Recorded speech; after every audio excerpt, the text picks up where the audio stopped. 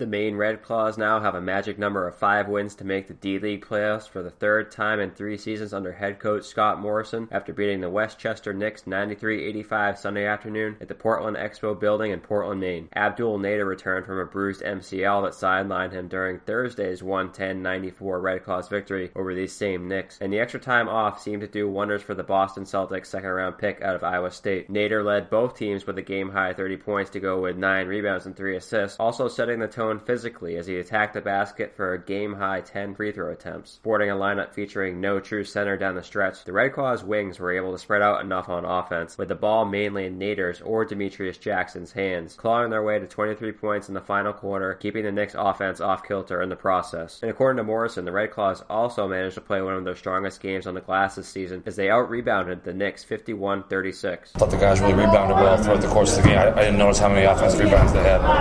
That was one of our keys, and I think we did a good job there. They had 3, so that's one of our best games of the year for rebounding.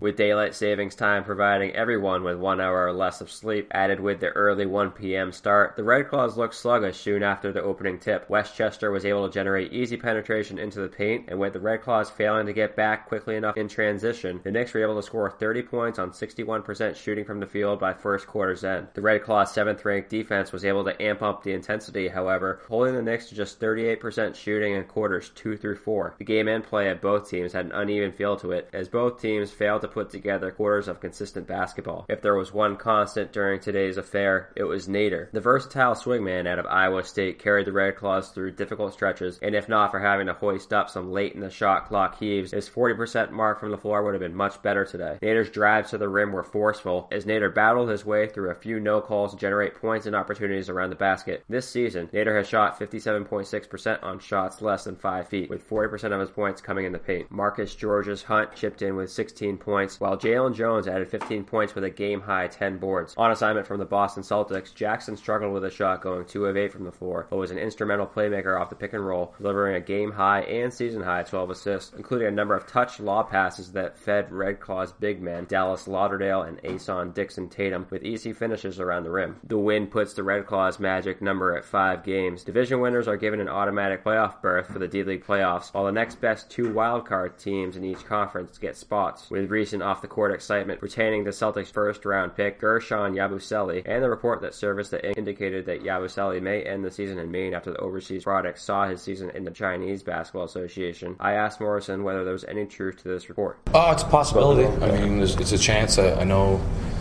it's been talked about throughout the season. I know Danny was on a media show and said it's a possibility, so I'm just going by what everyone else hears too. For now, we're just going to push forward, trying to make the guys we have here as tight as possible. And then if Guerschon is assigned to us or we're assigned to him, then we'll make the adjustments when the time comes. But D-League's full of unknowns and something always different around the corner. So if we start trying to look ahead, you're probably wasting the time you have to be ready for what is going to happen, which is Grand Rapids on Wednesday. Did you get a chance to work with them during Summer League at all? No, I was with the Canadian team for the majority of the summer. I saw them play on TV, and then when I got to Vegas, it was a couple games left, so I was able to watch them play, but no personal interaction or work with them. But excited to do so if the opportunity presents itself. The Red Claws traveled to Grand Rapids for a Wednesday tilt against the Drive. Just 7 games remain before the playoffs begin in April. For CLNS Radio, I'm Corey Prescott.